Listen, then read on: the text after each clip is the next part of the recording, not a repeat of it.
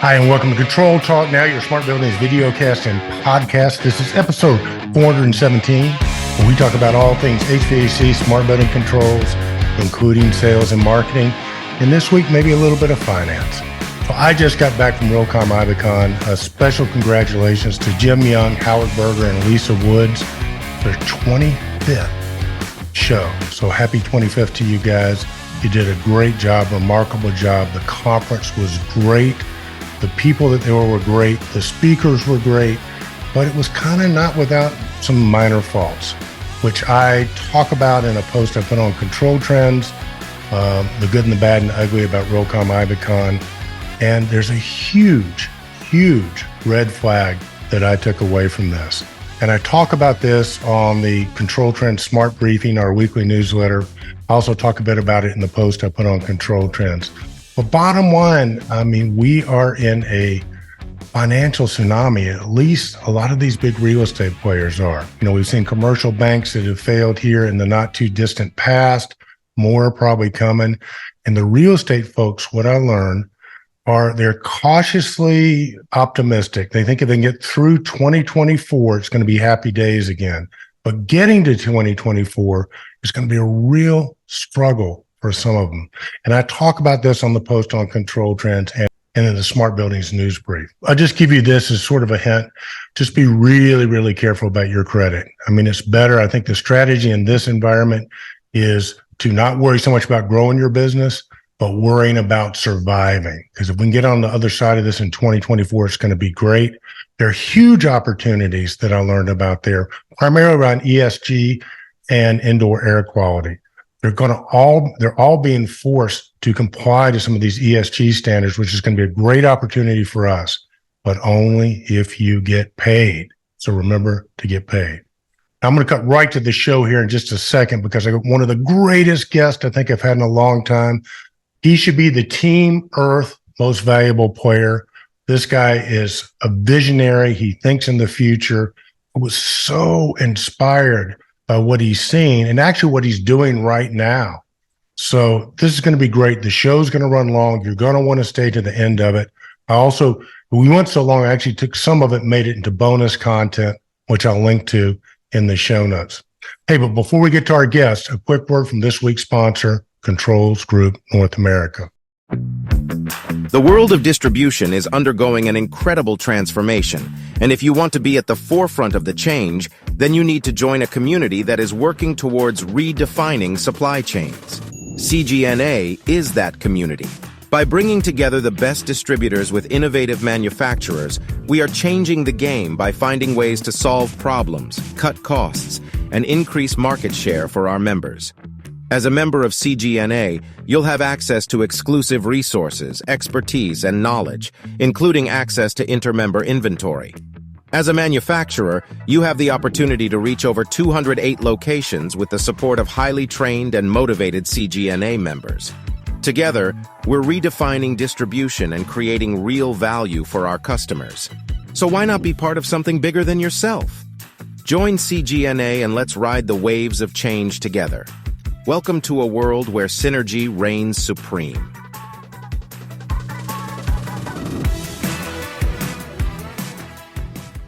Okay, there you have it, man. You know, one of the hardest things for all of us now is getting access. That's what makes Realcomm Ibicon such a great conference, and it's what makes CGNA such a great group. Meaning, if you're a manufacturer that goes through distribution, CGNA is a collection of the top distributors on the planet, and you can have access to them. You get to build relationships with them. You get to grow your business. Most vendors just love Controls Group North America. So I'll put a link in the show notes. Reach out to my friend, Sarah Monteleone, and tell her Eric sent you. Hey, and if you like the commercial, well, yours truly put the commercial together for CGNA. It's one of the services that we offer at Control Trends now. In addition to really cool banner ads, we sort of focus on campaigns. So if you want to sponsor a show like this one and be seen and heard by the global Control Trends community, man, hit me up in the link below. And if you don't have a commercial yet, it's okay. I can help you make one. Or if you already have a commercial, you can just use that one. In any case, I want to work with you. I want to help you grow your business. So definitely reach out. Okay, with that, let's get to my guest this week. All right, man. The two most famous Swedish people in the controls community are on the same podcast today. I'm second generation. My guest, Nicolas Waern, is first generation. And man, thank you so much for taking some time to be with us. Thank you for inviting me. I'm looking really forward to this. So it's going to be interesting to see what you got, what kind of questions that you have. And also, I'm pretty excited what I'm going to say about stuff. It's never the same. So we'll see what happens. Oh, it's going to be great. It's going to be great. Well, before we begin, how about walking our Control Trends community through your journey and to where you are now? Well, I don't know how many hours you have, but I'll make it short, or at least I try to.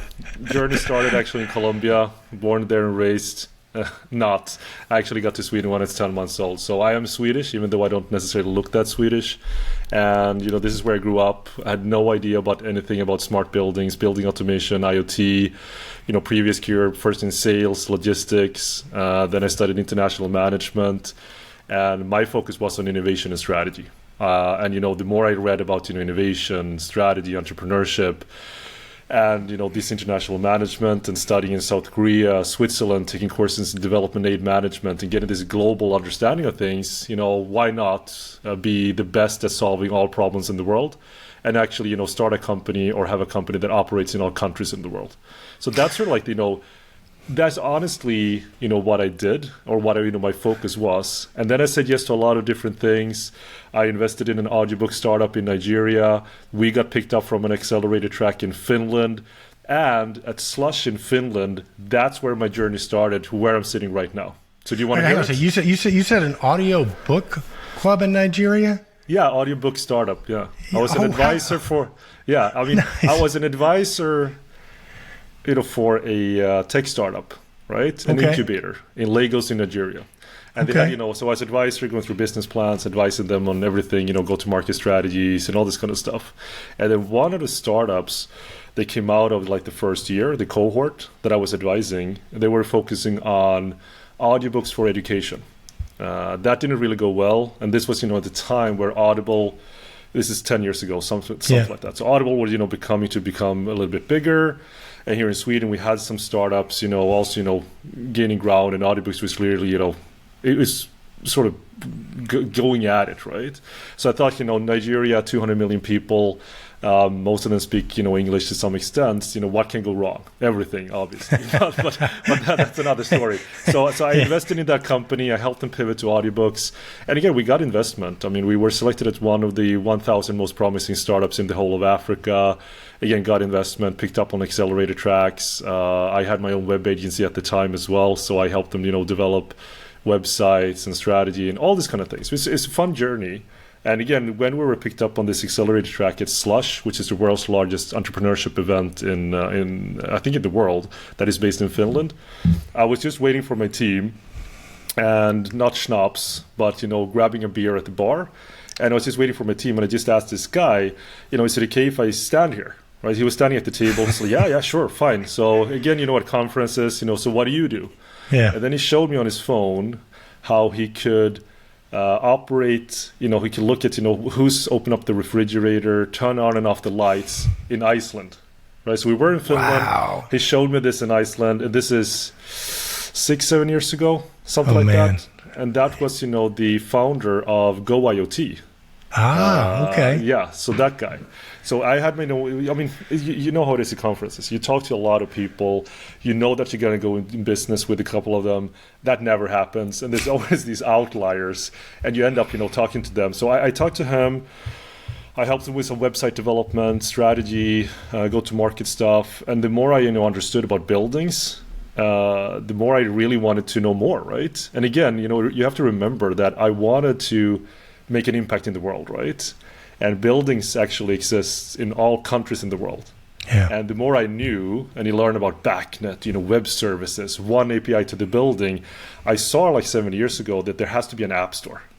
Yeah. Like there has to be an app store for buildings. That's it, right? And just creating that app store, having like an API, and what Go-IoT did was really phenomenal, I think. Turning IoT data, combining that with like traditional BACnet, building automation stuff, and putting everything as BACnet objects, right? It was revolutionary at the time, but I think it was too early. Yeah. Because we were like one of the few ones that actually use BACnet web services. I don't know who's listening, but if anyone out there knows Steve Tom from the legendary sort of BACnet days in ASHRAE, his articles, I love them so much. It's you probably finding those on Ken Sinclair's site, right? Automated buildings. Yeah, absolutely. And I was part of the BACnet marketing committee. But anyway, so that's sort of the version how I fell into the building automation space. And one of my first meetings was with Terry Herr.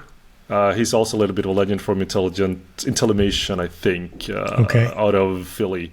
But anyway, so I remember I actually have the notes, just notepad notes of that first conversation. And I understood 5%, maybe 3% of what Terry said, right? BACnet points, getting data out, Johnson controls, Niagara, everything. I didn't understand anything because I had no idea. Yeah. Right? I had absolutely no idea. So that's something, if, ever I'm going to be, world famous, recognizable, I'm going to sell that notepad note as an NFT and you're going to make shitloads of money. That's my biggest plan, right? All right, dude, you got to slow down for a minute because I tell you what, you're blowing me away. I tell you what, I think there's some books in your future for sure. So first off, the Colombian thing makes sense. I mean, you're Swedish and Colombian. When we have off air, I'll tell you about the Colombian tango dancer that broke my heart and took my money. But that's a story for another time. But Nicolas, it sounds like, wow. So first of all, before the technology, man, I'm just impressed with you as a person. I heard you speak, I think it was at Realcom IBCon. I've heard you speak a couple of times, and both times I heard you speak, you totally blew me away. So it seems like one of the skills, I'm going to pivot here a little bit, but it seems like one of the skills we really need to develop in our community is integrators and problem solvers is the ability to access and amass information quickly, synthesize it, and be able to use it. And you said something that really impressed me. I got these notes. I only understood 5% of it, but you took the notes, and I'm assuming you understand it all now. But So talk to me a little bit about. Let's pretend like we're talking to some people, and they're kind of going, man, this technology is moving way too fast for me. I just can't keep up. Talk about some of your strategies for just how you amass the information, synthesize it, and then we can about how you use it. Okay, that's a great question. And just back since 7 years ago, working through Go-IoT, learning about BACnet and IoT and all this kind of stuff, and then when you get construction. Being a management consultant, working for ventilation companies, heater ventilation, air conditioning, and learning these kind of things. And then, fast forward, I have my own company, been doing this for 4 years, and now starting a couple of other companies as well. But the thing is that even if I understand or really am passionate about, learning about AI, digital twins, the hype cycle stuff, I don't necessarily think that everyone is like that. And the point is that not everyone should be like that. But it should be much easier for people that have a problem, or you're a real estate owner, or you're a user, you're a tenant, you're an integrator, or you're a vendor, you're selling stuff, to actually being able to talk to other people in a native way, right? And again, I have this concept that I call invite to innovate. Oh, I like which that. Is basically, but the thing is, now on LinkedIn, everything is about AI. Right. Last year was about the metaverse. Before it was, of course, IoT and digital twins. Now everything is about AI, and I don't think it's necessarily that you need to be a prompt engineer and all this stuff that everyone is talking about today. And it's more like the ability to be able to explain the situation that you're in, what stresses you out, what do you want to do more of, in a way that anyone and everyone can understand. Yes. And I've been through working with healthcare, self-learning vehicles, Industry 4.0, all this kind of stuff. And everyone is more or less the same, right? They all have their problems. You have the cutting edge, which was basically 0.1% of any industry, and then you have 99.9% that is basically 20 years back. Or 25 years back, right? So that's how it is. And it's not only true for building automation or buildings. Any technology, right? Any industry. Any industry, bar none, right? So the big question is, how do you go from where you are today, irrespective of, if you're using cutting edge technology, or if you're using old school stuff or whatever it is, to actually where you want to go and leapfrog to the cutting edge right now. And again, like, how do you actually do that? And in my opinion, again, it's all about digital twins. As you probably, everyone that knows me, that's, what I would answer to that question. But I'm also going to tell people why. Yes. Right? Yeah. Okay. For our audience who might not know, I think most of them know what a digital twin is, but let's give them a little stable datum. Tell them what a digital twin is, and then tell us. Yeah, I'll tell them, or I'll tell you who's listening. Yeah, tell me. I'll be the surrogate audience. What I think about, what a digital twin is. Because if you ask, digital twin people what a digital twin is, you're going to get 500,000 a lot of people think you and I are digital twins, both are from Sweden and all, so go ahead. That is one version that I definitely can subscribe to. But no, I think a digital twin for me is just that, it's a virtual or digital representation that represents something in reality. It could be a product. In our cases, it should be possibly a building, or again, like a product in a building, whatever that might be. Well, let's imagine it's your home, or again, a commercial asset or a school, whatever that might be. And you've actually taken either the drawings, built up the 3D models, or you just walk around with your phone and download something called Polycam or Scaniverse or whatever that might be, and you scan the assets. So it has to be in 3D. This is not a dashboard, that is populated with data. It's actually a 3D representation of something that exists in reality, right? Or will exist in reality. Yes. So it has to be in 3D.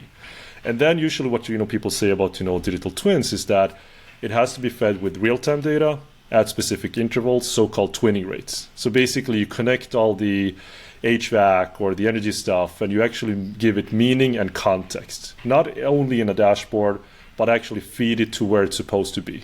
So if you look, you've seen all these James Bond movies, yes, where you're tracking a villain going through a house. You can see actually, he's now in the elevator, right? And now he's going down, and now he's going to this floor, right? Just like the 3D version of this, but again, fed with real-time data. And the reason for that is, it's again going back to this invite to innovate. So even before you would have the real-time data, I would say that the 3D model, if you just, imagine someone just, or you scan something in your home, right? You want to buy a new dishwasher, or you want to create a home alarm system, or whatever it might be. And instead of doing it Google, or go to trade fairs or to conferences and what is this stuff about, but you have no idea because you're not an expert in access controls or alarms or HVAC or building automation. So you have to sort of try to explain the situation that you're in to someone that has no idea about the situation that you're in. And you have no idea what they're talking about because you're not an expert in what they're doing, right? So there's always this mix and match or mismatch. So instead, the difference is that you invite them to innovate with you. So basically, you scan something, or you have that 3D model, and then you take that as the collaboration arena, or you have that as the reference. So say okay, when I'm in this room, I feel cold, or when I'm over here, it doesn't feel good, or I would like this to be this. So they can, go with you in your reality. And you can just explain all of this kind of stuff. And you do that for 5 minutes or 10 minutes, whatever that is. And then you basically, give that to the sort of open market, and you invite maybe 4 different vendors to listen to that and understand you, describe your reality, what stresses you out, what you wish you could do, and all the problems or pain points and everything that you have. And then they can actually go in and say, this is how we would solve your problem. This is how much it's going to cost. This is what we would do. These are the benefits that we would deliver. All this kind of stuff, right? And that is without real-time data. This is a 3D model. Right. No, but that's just a 3D model of a space. Right, it's not even real-time data yet. Do you think that's going to sort of change the whole way that building owners go about selecting their vendors? Of course. Wow. No, we proved it in this innovation project that I've been leading for 2 years, right? Okay. So, I black boxed everything from the technical asset manager and the real estate owner. We took the drawings, created 3D models, we scanned the whole place, and then we also actually deployed sensors. We're measuring CO2, temperature, humidity, and we created this fantastic actuating solution, which with AI understands the context of the building, and it can actually actuate down on the radiators, so to reduce the energy consumption and also adherence to the 330-300 rules. So we also had, we reduced the energy, but we make it easier for asset maintenance and prescriptive, predictive, and also adhering to well-being and productivity, right? So that's one thing. But the journey to get there was, again, scanning 3D models. We use that, for the installer. Say, okay, where are we going to place all the IoT gadgets? Yeah. And again, this is before like the digital twin part. This is so-called prototype digital twin, or just a 3D model of the assets. So doing walkthroughs, and then we can be there with the principal, with the technical asset manager, with the installers, with the energy experts, me as whatever I am, the innovator. We're just there, doing like a digital tour, walking around and say like, here should we place it? We shouldn't place it here, and all this kind of stuff. So you mark, X marks the spots wherever all this kind of stuff is going to be. Then you actually do it, and then the installers know exactly what to install, where to install it. And if you do it correctly, which is what we're working on now, which I find really fun, is that if you prepare all this kind of stuff, you just deploy the sensors and you turn them on, and they find their way into the 3D model automatically. Oh, wow. Right? There's no integration work to be done. Yeah. They just find their way, and it lights up like a Christmas tree. And you get, understandable data, know where it's coming from, and it's tagged and structured and standardized according to Haystack, Brick Schema, all this kind of stuff. Okay, so my point was that when we did this, I could go to vendors and basically say, here's the asset, right? Here's the 3D model that has ventilation, electrical, all this kind of stuff that you can toggle between, you can see behind the walls and do all this kind of stuff, right? And here's the real-time data from the asset. So what can you do with this? I didn't talk even to the technical asset manager or real estate owner or even the users. I just said like, this is the asset, what can you do with your solution? You're claiming that you have a digital twin solution for us, show it. Absorb the 3D model, get the real-time data in, and show me how much it's going to cost, what I can expect, and how much time you need to deliver value, right? Yeah. And some of them, it took like 3 days to get something up and running. We could show that to the customer and say, again, this is how much it's going to cost, this is what we need to do, etc., etc. Some of them like took weeks and months, so they were they weren't even in play, and no one paid a penny, right, to get this stuff done. Because I just asked them, this is an opportunity, here's like quality data and a 3D model, and invite to Innovate, and then you bring in the real estate owner or whatever it might be, the user, and you just collaborate in that space so they can basically do everything in digital twin first, and then once you make sure that this is what I want, this is what I can actually pay for, that's when you bring it into real world and reality. Okay, now have you done this in the United States, or is this something you've done in Europe? No, this is what I'm doing basically everywhere. Okay. And also in other industries, but for real, we've done it for 2 schools here in Sweden. And that's why I'm a little bit exhausted, because I've been up since 4 a.m. finishing up this submission for how to scale up AI when it comes to smart building systems. Wow. So we had that submission today as well. But no, it's in full sort of production. Okay. Definitely. So that's Winio. That's your business model. Is that? Yes. Okay. Yes. So, yeah. All right, man, this is fascinating stuff. I do want to sort of get a little more granular with the business model, because people are going to hear this. They're going to go, okay, if they want to get involved, walk me through the process. Is it kind of like it starts with a building owner and some integrators that are willing to innovate together, right? Collaborate together. It's just like a super MSI, basically, right? Okay. You want to work with the users and with the real estate owners and help them get the best solution there is. Right. And you're just doing it in a little bit of a modern way, right? That's basically it. It's not, and again, like, I'm not an expert in everything.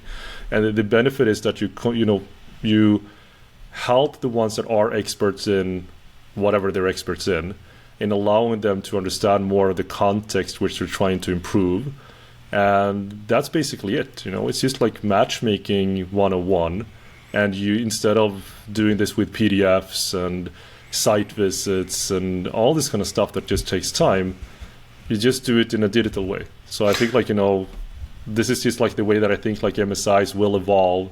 This will solve a lot of the skill shortage gaps. Yeah. And it will just dramatically also improve the benefits and the impact that this industry needs to create in record time. No, agreed. And what it seems like for the building owners is kind of like a no-brainer, right? It's going to be very predictable what they're going to get. You could have the building owner go, okay, we're going to run it out 5 years. This is what your building's going to look like in 5 years. Here's what you probably have to replace or whatever based on. So from a building owner standpoint, it just seems like it's fantastic, right?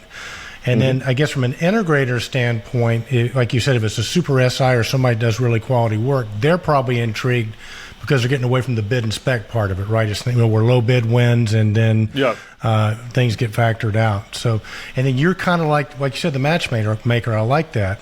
Now, who typically, I mean, this is probably a crass question, but I'm curious. So how do you get paid? Yeah, that's a really good question. I think the platform that we created, we're getting that out to markets is like classic digital twin platform play that we want to get to market. The business model is not necessarily set yet. And then it's consultancy, right? I mean, it's getting this stuff done, but the difference is that instead of delivering PowerPoints, and that is sort of my role before as a management consultant. You deliver PowerPoints and you wish good luck and hope for the best for the customer, and then you come back 5 years later, unfortunately, to realize that they haven't really done that much, right? It's actually creating this value and working with them, and not necessarily deliver PowerPoints, but actually show them what the best version of their future would look like, right? So, I mean, that's sort of what I do, and I think that's sort of what Winio does. But we're also starting up, a new company which is called Decarbon Solutions, which is also related to decarbonization of buildings, where the intent is to actually reward people for saving energy. Okay. Right. So, I mean, it's a take on this, tokenization, crypto, but actually using blockchain and stuff to create value in the world. Not just I realize this will probably take 15 podcasts to get that down, but that is intriguing. Talk to me about how that works. So I'm a building owner. You come to me and you go, hey, I'm going to give you some cryptocurrency, and no, you come to me and go, exactly, because you're talking about blockchain, which I've been wondering how that's going to get sort of integrated in. Yeah, I actually remember when you had the hiatus and you talked about how your kids or your grandkids, looking at this gamification stuff and rewards and incentives and the metaverse. I remember reading about that, but anyway, so basically how it works, it's also for building owners, but it's also for, let's say, the average Joe, which my co-founder or our co-founder, Philip Kopp, loves to say.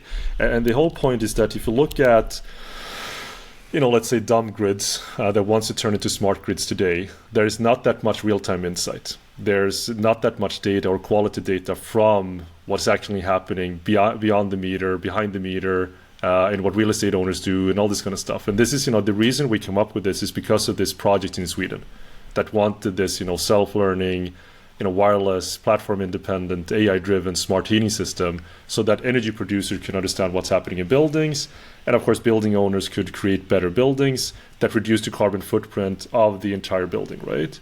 And then we just thought about, okay, this needs to be everywhere, obviously, right? Not to make money, but actually, we need to create better buildings faster from the existing building stock. And how do we go about it? And then all this kind of crypto stuff, and so maybe if we reward people, right? And we looked at, something called Helium Networks.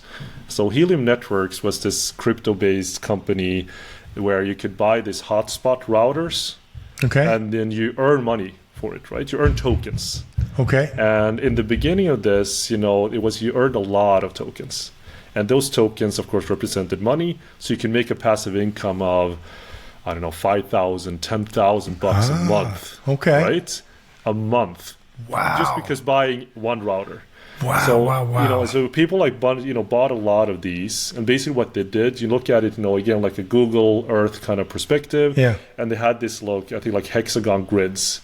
And then it's okay, we need more data from this area of the world. So if you buy a hotspot and you provide data and insight in that area, you're going to be rewarded for it, right? You're going to be able to mine tokens because you're actually, filling out a void of data that we desperately need in order to do some stuff, right? So we thought that was a really good business model. They sold a lot of hardware, and then, the tokenomics, as in the economics behind it, weren't necessarily that sound in the long run. And I, again, like I said, I want to, solve all problems in the world. I want to operate in all countries of the world, right? So it's sort of like the global digital twin perspective. So anyway, so we had that kind of business model. But at the same time, we see like, cloud costs are rising. And I don't know how much you know about what I've said in the past, but I also believe that it's not cloud native, it's edge native. And I think like from the building automation community that understands this, that local control first. You don't want to send all the stuff to the cloud, especially not the intelligence and the controls, because you have to have a resiliency, closer to the source of the data. And what I'm also a big proponent of is like distributed intelligence and AI and machine learning and all this kind of stuff in the very building, right? And the comparison is, if you have a Tesla, if the connectivity goes down, you don't want it to drive off a, right, a cliff or whatever, a cliff or a bridge, right? You want that the intelligence to actually reside in the car, which is the same for buildings. So doing all these kind of things, okay, we need to reward people for what we want them to do, right? Incentivize them to save energy, to reduce their energy consumption. And we need to do this in a way that, minimal cost. So let's create a decentralized cloud environment that is built up by people with this router. So the difference between, like, let's say Helium Networks, which just had a data push, we're selling these hardware units right now. We pre-sold, I think it's 40, 50 of them right now, because again, the ones that understood Helium Networks, they know that if you get in early, like really early, you can really make a passive income. So the ones that now have bought in, they're going to earn a lot of tokens, which is of course going to correspond to a really nice passive income stream. And what they do, and they earn the so-called net zero tokens, so NZT. So the road to net zero journey, right? Well, so is that the name of the token, the net zero token? Is that the one that you guys are promoting? Yeah, exactly. So NZT works, so network, that is like the part of the sort of decentralized blockchain operations, whereas Decarbon Solutions is the actual company that sells these, hotspots, routers. We call it like MetaCloud routers.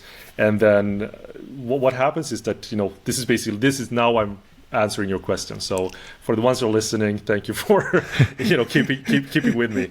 So if you're a building owner, a residential or building owner, or you have actually, in the beginning we tie this to solar. Right? So the first thing is you buy a router or the server, you participate in the network, and you build up this decentralized cloud network, right? Which is supposed to be, hosting a blockchain where you can store energy data on. So the first thing is you build up the network. That's what we're doing right now, pre-selling the servers so you can earn a passive income. The next one, which we're also doing right now, is selling this energy meter. So you have that installed, tied to your solar installation, and that produces SRECs, right? So renewable energy certificates, and it's actually a hybrid version. There's an existing market for this, which is brutal, it's massive. But what we do is we take that data and we store that on the blockchain. And then the intent is to create these so-called carbon credits. So I don't know if you heard anything about carbon credits or if the audience has heard about it. Yeah, a little bit. Some people, including us, say that it's going to be more valuable than Bitcoin, oil and gold all together. Oh, that kind of makes sense. As soon as you said that, that can make a lot of sense. Okay, but say more. I want some. Give me some of those carbon. I want some of those tokens, Carbon credits, exactly. Give me some carbon credits, baby. The first part is just like participate in the network. You get these net zero tokens just for, again, building up this, edge cloud or decentralized cloud environment to store this environmental data on. But then here comes the really, really cool part, in my opinion. So you measure your energy consumption. And there's something called additionality, which means that in order to create these carbon credits, you need to prove that you're doing something that otherwise wouldn't be done, right? So let's say indeed you have to compare it to maybe political incentives in that area, or if you have, a lot of installations and you can see that, Eric turned on all the lights, right? Everything before he installed this so that he could actually improve on his baseline, because the way that you make, carbon credits is part that we turn these SRECs into carbon credits and basically proving that you're adding value by having solar, right? That's one part. But the huge benefit, again, like, the more energy that you save, that you can prove, right? So you have a baseline, and then you improve on that. And a decarbon solution is meant to give them recommendations to people, like, turn on, like, now it's the time to charge your EV. Now it's the time to, do the dishwasher, right, washing machine, all this kind of stuff, right? And then by actually, improving on your baseline and also, comparing that with others, that delta that, is being created is actually mined as carbon credits. So people then can earn a passive income, right, just by, participating in the network. They earn a passive income by tying it to the solar, and the more energy that they save, the more carbon credits they earn. Wow. Right. So that sort of like, puts it into play, this, so-called gamification aspect, as in we want to create this, global revolution where people actually are getting rewarded by saving, energy and by installing solar, right? And right. That's another point, because that's really, really important now, especially in the US. The incentives are actually getting removed from the market. That's true. So there's not enough solar that is getting installed, because it's not, the ROI is not there. But if you pay people $200 extra or $500 extra, or like as an incentive, and that, will lead to adoption of solar, and then, more real-time insight for everyone and everywhere, basically what I said about helium networks, right? Now we need more insight. Let's say for a grid operator or energy producer, we need more insight of what's happening with the grid here. Well, okay, let's, get this, NZT stuff in there. Let's get decarbon solutions on the job and get this stuff out there, build this decentralized insight, and reward people for contributing to it, and also for saving energy. And the more energy that you save, the more money that you're going to make. Yeah. No, I love this idea. I love, I think, have you ever heard of Buckminster Fuller? I have not. Oh, you need to check him out. He's an American guy. He wrote a book called 9 Chains to the Moon in the 1910 and laid every step. But he invented the geodesic dome. So he was all about saving energy. But I was going to say, you're probably related somehow. But Critical Path and Synergistics, 2 books you might want to check out by him. But now, so you're talking about doing this without necessarily having the governments involved. Am I understanding that correctly? Because it's decentralized, or are you trying to get the governments involved? It's both ways, absolutely. I mean, we want to, so like, Helium Network was called like the People's Network, right? Yes. And that's sort of something that we want to do as well. And I mean, I just remember that we talked to someone, in South Africa. And, there's like Sweden, Colombia, South Africa, the US. But in South Africa, they have this problem with the grid. Mm-hmm. Right? And they have to like turn it off like 8 hours, and then, you move on to diesel generators or whatever that might be, right? Because the grid is, it's not really great. So when we talked to this guy about this, he said like, this is perfect for governments. This guy, almost started crying, because it can get people to create this passive income. And it's also helps society level up and evolve to a place where you have more stability in the grid and more insight, right? So we're in discussions with a lot of different, government entities, utility companies, and having discussions about LOIs and installations and implementations. So it's both ways, right? But I think like the NZT work portion, which is the decentralized sort of like Web3 so-called DAO, so decentralized autonomous organization that we're building up, where everyone can participate. Right. That's part of the blockchain aspect, but it's not an either or, because of course you need governments to get this stuff done. So we're talking, and more than talking to a lot of different people in a lot of different countries everywhere. Honestly, this is so great, Nicholas. Man, I applaud you. This is to say ambitious is a great understatement, but it's needed, right? So. No, but what I'm hearing you say is, well, we want to get the governments involved, but we don't have to wait on the governments, right? Yeah, absolutely. So, all right. So, for example, somebody like me, I say, hey, I'm in. Yeah. Would I have to have a building, or could I do it on my home, or No. I mean, like the first thing is you just need to participate and host this data, right? Okay. And that's the beauty of it. I mean, like if you have like a house, if you have a solar panel, you can buy into the next level. But the first entry level right now with the founders edition of the meta servers, we have 500 of them, right?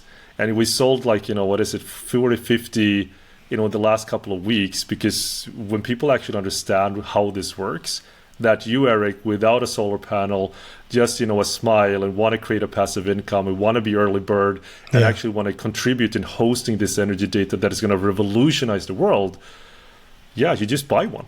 That's it. Oh, You go to Decarbon Solutions, you buy one, you pre-order, a server, and then, soon when we're operational, you're going to get one, and you're going to participate, and you're going to store the data on the blockchain, and then all that data that is being accumulated by people has bought like the energy meter and ties it to the solar, then that's going to be stored, on this decentralized blockchain, decentralized cloud environment that you, as a listener, or you, Eric, actually participate on, right? Oh, so it's that so easy. Cool. You just, you just buy a router. But it is also predicated on having solar, right? In other words, I need to put solar panels for it to even be worthwhile. No. Oh. Not for you as the first one. Again, just think about it as, you co-host a decentralized cloud environment. Okay. That's it. Gotcha. That's the only thing that you need to do. All right. And then if you got a house and if you want to, reduce your energy consumption and, being rewarded with, carbon credit tokens,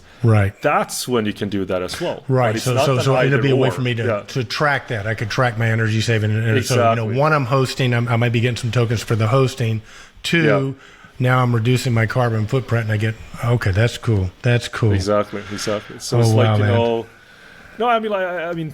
we think that it's really smart. Yes. Our early investors think it's really smart. Our early buyers think it's really smart for them because, again, they create a passive income, right? But again, I would love to go back also to the smart building side a little bit. Maybe this is far off on a tangent. I'm not really sure. It's a great tangent to be on. But let's go back to the buildings a little bit, and so let's talk specifically maybe to some of the integrators in North America as well as around the world. How would they interface with you? Because obviously, you do consulting, you do strategy and innovation, you do coaching, you do a ton of stuff. So walk me through some of the services you would provide or could provide. So if somebody hears this and go, I don't want to connect with that guy. What can he do for me?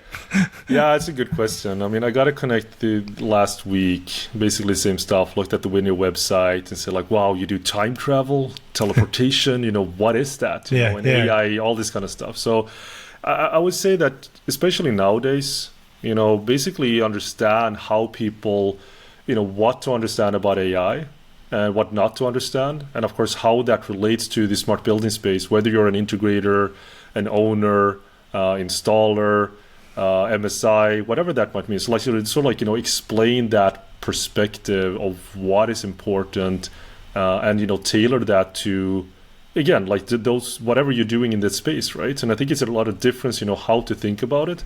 But again, it sort of goes back to how can you leverage these modern technologies in the right order for you as a company or as a person to actually, save money, make more money, or find new revenue streams. Yeah, so that's what I do in basically any business with any customer. And it's more I ask a lot of different questions, right? So it's what situation are you in? What problems are you facing, or what do you want to do more of? And doing all this kind of stuff that you do, what does that lead to, and where do you want to be, in 1 year, and then just trying to get them where they need to be, a lot faster than I think most people can do and want to do, because I think it goes back to this legend from Australia in building automation, Bryce Anderson. Okay. I don't know if you heard about him. Okay.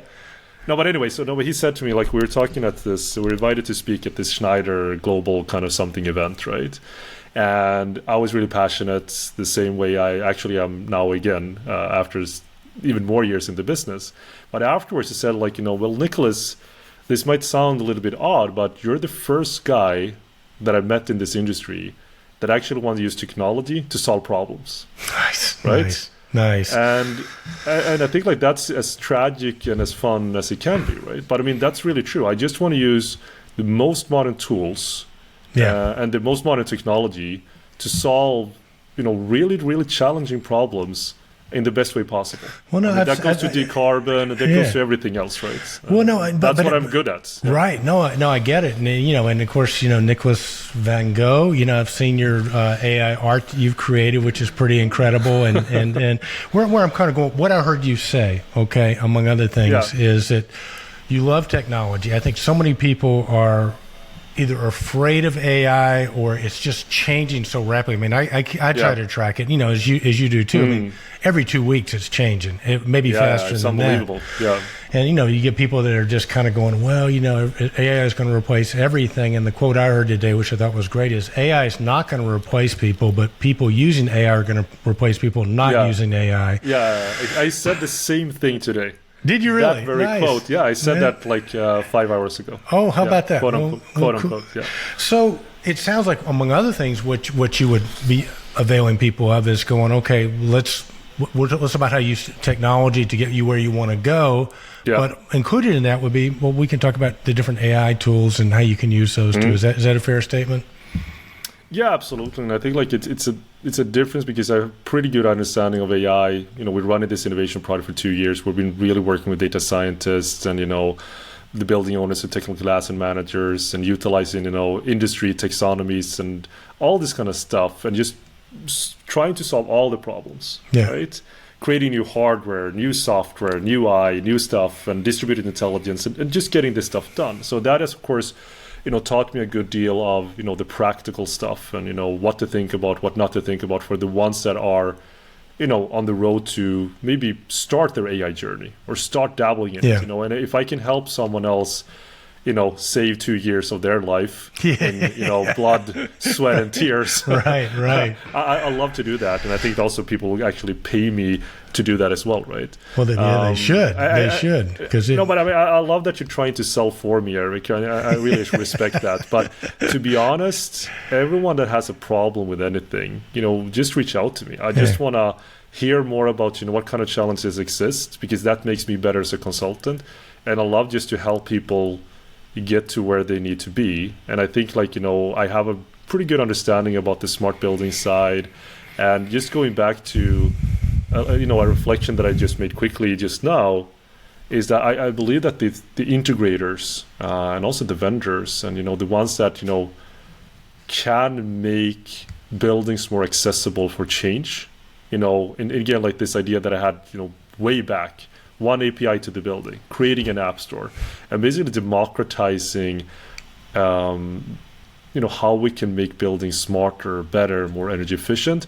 I think those are the people that will never go out of style. Yeah. Right? Because right now, AI or everything that is happening, if you can't get that to, stick, to buildings because of, you can't get the data out, or you don't understand where the data is coming from, or it's vendor locked in, or it's too old, or we all these kind of things, right? That keeps the future, at bay. Yeah. We're stuck in the past, right? We're perpetuating obsolescence.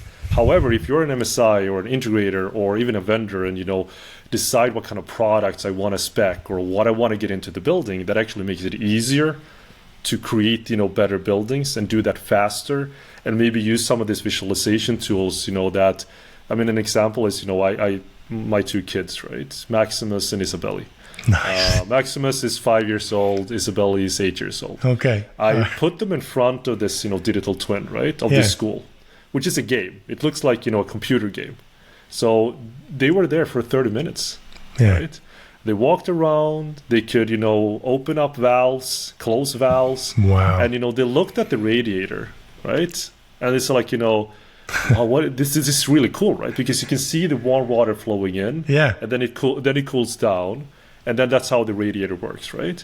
And then they looked at the radiator that we have in the house, and then that's when they called me, right? It's like, Dad, and it's like, I was doing something else, I got a call or something, right? And I said, oh yeah, the kids are at the computer. So I just like, isn't this the same thing, right? Nice. And then we talked about how smart heating systems work, what I do for a living, all this kind of stuff. And I walked them through a school environment. This is the heating, ventilation, air conditioning. This is the radiators. This is like, where the intelligence is. This is how the water travels. And today, you can't necessarily do that with the tools that are at, most companies' disposal. And I think, again, we talk about the skill shortage gap. We talk about, future generation. We talk about all this kind of stuff, which is, again, it's a lot of talk. But I just see that, I've been shown so many different solutions during the last 7 years, right? I'm not an expert in energy or FDD stuff or all these kind of things. But if I can see this and I can explain, or someone else can explain to me also what this means in a way that I can understand, it makes everything so much easier, right? And I think, like, you know, if just MSIs or integrators would just, again, like, look at, you know, in 5 years, let's say in 10 years, this building is probably going to have the same products. It's probably going to have the same interface, right? But in 5 to 10 years, when we have more like augmented reality, and so like in the real world, and, you know, virtual reality, which is, of course, like all this kind of stuff is, I think it's getting there, you know, slowly but surely. But if you're not speccing it right now, then you're sort of like condemning everyone to be stuck in the past, which I've said before. And I think that's a really big problem. So I think, like, you know, be curious and, you know, try stuff out. You don't have to do like big bang approach. Just like try something with a room, or just one ventilation thumb something, or whatever it might be. Yeah, you got to get in the game, right? Yeah, absolutely. You got to get in the game. Do that. Well, listen, I want to ask you: Did you see the stuff that like Mike Mitchell at Cochrane was doing with his augmented reality glasses and he's I think I was on the panel, a panel where we talked about this. I think, was it at the we showed it at ControlsCon. They've had it for a while, but it integrates a bit. But, you know, that's just an example. No. I work with these kind of things, right? But that's actually a good segue, and we didn't plan this for the ones that's listening, to, you know, one of my major customers, which is EDX Technologies. So is it okay if I talk about that just briefly? Of course. Yeah. Okay. Yeah. Hey, man. Hey, you know. No, but I mean, I think it's, again, like, it's really interesting because their background and pedigree is one of the best solutions for wireless planning when it comes to telecoms industry, right? So wireless planning, you know, just like a short history, I wouldn't say lesson, but a history journey, a history of time, is that for 2G. It didn't necessarily need that much information about the spatial context, right? Okay. You know, the radio waves would, you know, fly everywhere, would hit home and all this kind of stuff. 3G, you need more information where buildings are, where trees are, to plan, you know, what the network's going to look like, right? Where cell towers are going to be, so like to optimize the connectivity. 4G, you need even more information. 5G, you need even more information. So having that legacy, they say, like, okay, well, we need to help our customers stay up to date what is happening in the real world. So what they did was to create, again, a global digital twin of the entire planet. So think like Google Earth. Oh, wow. But cooler. Yeah. You know, do deals with all the satellite companies and basically package satellite data so that customers can actually subscribe to any part of the planet. Wow. Which is pretty cool in its own, because the way that it is done today is that you buy maps, right, to plan these networks. Okay. And then it might, you know, take some time, and they change something would change, you know, maybe not forests would grow up, but I mean, like, you know, buildings are being built in different places, something might change. So then we're actually installing the network and it's operational. The whole reality around this is changed, right? And that's not necessarily great. So by, you know, helping people then subscribe to that reality and keeping that up to date, basically what you have then is a global digital twin platform that can build up a 3D context anywhere on the planet. And then, you know, what they also did, you know, 5 years ago, which is why I'm telling you this about augmented reality, is that, you know, what if we would actually, again, you know, going back to this, you know, digital twin aspect of showing the future, the best version of the future, to the people in that city or in that area. Oh, right? Wow. So this is the coolest thing about digital twins, and they sort of, like, you know, they've actually been doing it without calling it digital twins. So you go into, I don't know, where do you live? Which city are you in? Atlanta, Georgia. Okay, so you go into Atlanta, Georgia, and then like, you know, let's just subscribe to the map over Atlanta. Right? And you build it up with so-called like GIS information, geographical information systems, and you get so, like, you know, where buildings are, where the trees are, and all this kind of stuff. You build that up in 3D. So you have that spatial context. And then you say, okay, where are the existing networks? So you build that up and you take that in data, and then you can visualize, you know, what the existing connectivity sort of like layer looks like. So if you would go out on the street with your phone or smart glasses in the future, or HoloLens, whatever that might be, you can actually view where it's good connectivity. You can see, I mean, you can see you can see gaps in the sky, right? So you go into look up into the sky, and you have like this mesh where you're actually making invisible data seen. So you can see okay, let's go over here, Eric, where there's good connectivity. Yeah, so there's going to be no more, can you hear me now? Can you hear me now? You're just going to go, hang on a second. Okay, yeah, I'm just going to walk over here. Yeah, exactly, right? Oh, that's so cool. But the cool stuff hasn't even started, because now what happens is exactly what we said before, right? So you have the as-is, and that for me is the most important thing. It's not AI or what the future is going to look like. It's exactly, what does the now situation look like? What can we actually do, and how can we make that understandable for everyone? So again, you have this, and you have the existing connectivity layer, and this is where the digital twin really comes into play, because now you want to make technology work for you and with you. So what you do is okay, how do I get from where we are today to 100% connectivity, right? So all these gaps that we now see in the sky, suddenly everything becomes green, right? It becomes this complete connectivity layer. The northern sky, baby. Yeah, and the digital twin calculates then, where the cell towers are going to be. Oh, wow. What's going to be in the cell towers in terms of, the equipment, all this kind of stuff, and also how much it's going to cost. So if you are a decision maker or an installer, you would actually see what the current assist situation looks like before it actually gets happening, in reality, because you see this in augmented reality. And then you can basically see cell towers, boom, boom, boom, boom, boom, drop down from the sky, forming this, future connectivity, which is 100% connectivity before it happens. And then as a decision maker, you say, okay, holy something. I mean, there's the risk goes down to minimum. Well, no, now you go to your banker, and you say, we need to borrow this much money. Well, what's your collateral? Well, look at this, because it's proof of concept's there. Before you even put the first thing in the hole, you probably start selling to your customers before you put the first tower up, even. Exactly. And then you can make the argument, when we have this connectivity, all these new services and become available to us as a city. We can do these kind of things, which will lead to higher GDP, more income. And you asked about integrators or vendors before. Well, instead of selling in your territory, we can now go global, right? We can do this and offer our services and our products not only in Atlanta, but anywhere on the planet at the speed of latency. So I think again, you copy the real world into a digital twin. You ask the digital twin, how do we get to 100% connectivity in this area? The digital twin will tell you and show you exactly where this stuff needs to be. And then it's just a matter of training installers in the metaverse, if that's what you want, before they actually do it in the real world. So once you're actually doing in the real world, not only will they have what you probably saw then at ControlsCon, the overlay of instructions, like the IKEA manual, if you go back to the Swedish side, but you're going to have that in front of you. So not only will that, upskill people, and we solve skill shortage gaps, and we'll also make it so that, again, they've already installed this before in a digital training environment that represents their reality. And once they're doing it, they know exactly where it's going to be. They know what the connectivity network is going to look like. So when they turn the cell tower on, so to say, they can just see, okay, does it match what we already can see before it happens? Wow. Right?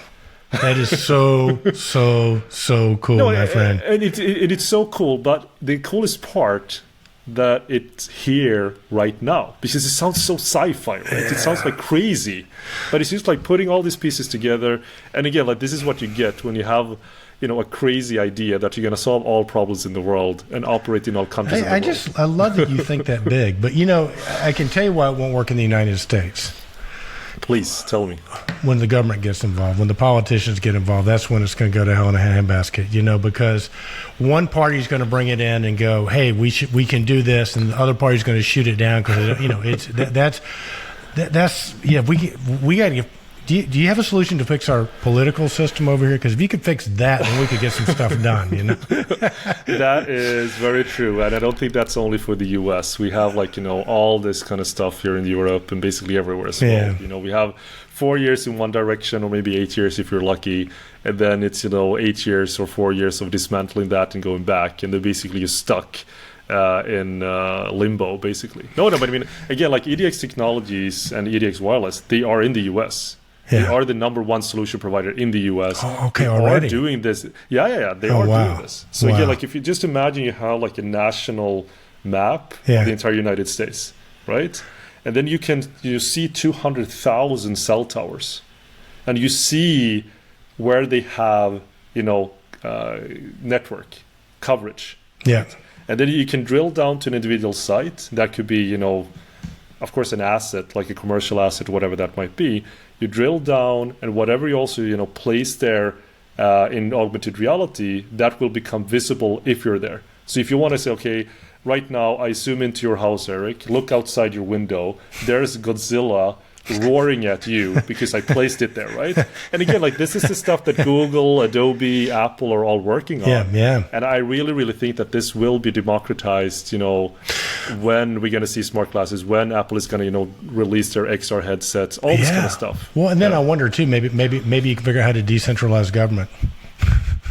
Decentralized government. That's for the next podcast episode. Yeah, I got and you, if anyone wants to know about you it, got a plan for just, that. Just okay. reach out. Yeah, all of course. All right, brother, how do people get a hold of you, man? Okay, this has been so great, and thank you so much. But what's the best way to contact you? You can just reach me, I think, like on LinkedIn. Yeah, you're pretty prolific on there. LinkedIn. You do some great posts on LinkedIn. Ken Sinclair's site LinkedIn is too. easy. Yeah, LinkedIn is easy. Or just send me an email. You can find that at website winio.io. Perfect. And just, or talk to Eric. He loves to respond to these kind of things. No, but seriously, just try to find me. I'm open for business, and I love to help out in solving really, really hard problems because I actually know how to do it. Dude, I love it. Well, listen, I'm going to get you back on the show sometime. So that's my guest, Nicolas Waern. Be sure to check him out. We're going to get him back as soon as we can. Well, there you go, man. Hopefully you were as impressed with Nicolas as I was. Great interview with Nicolas. Really appreciate it. Remember, I've got the bonus content below. You can click on the link to get that. And with that, remember, be bold, stay in control, stay relevant. And as Hunter Thompson used to say, buy the ticket, take the ride. And as Kenny Smyers used to say,